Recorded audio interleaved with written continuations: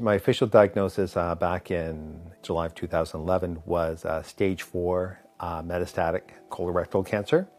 That my primary had spread from where it was in my colon to my liver, to my peritoneal cavity, and I think that was it. And they knew, well, it's in your blood system, and they were saying, well, that's where we can detect it using a CAT scan, but we don't know where else it would be. But we know there's probably microcells throughout your body right now. I started doing a lot of research because what I knew about colorectal cancer was absolutely nothing. Canadian Colorectal Cancer Association has been, I will say in my case, life-saving in terms of helping me understand longer conversations and what the roadmap looks like and what my options are. They've been, I can't stress that enough, how fantastic they've been. So reaching out to them has probably been one of the best things.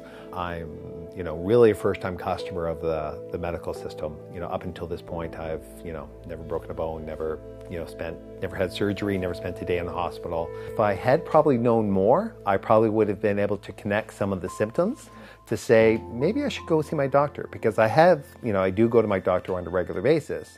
But I don't even know if I really even mentioned these symptoms to her as something for her to be aware of. When I was first diagnosed, I was told, the average lifespan is 2 to 5 years.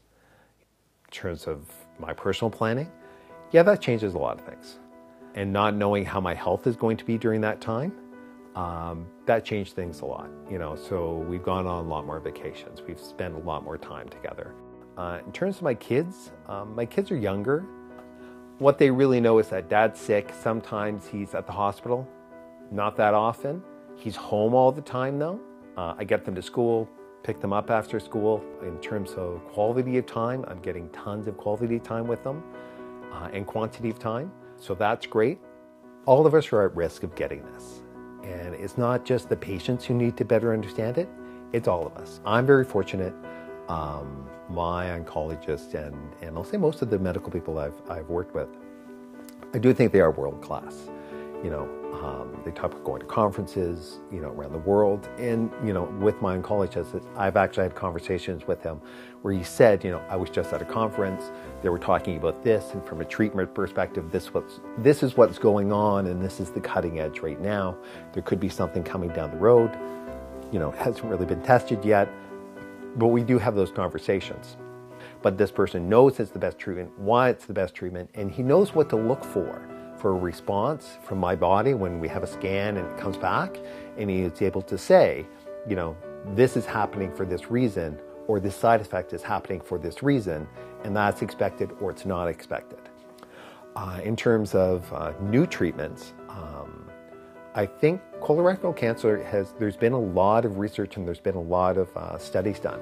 And I think there's drugs working their way through the system right now that probably can be applied because there's so much knowledge out there on what to do. I'm very fortunate to get this cancer now and not maybe 10 years ago. And that has a lot to do with the medical system and the new treatments and drugs that are coming out.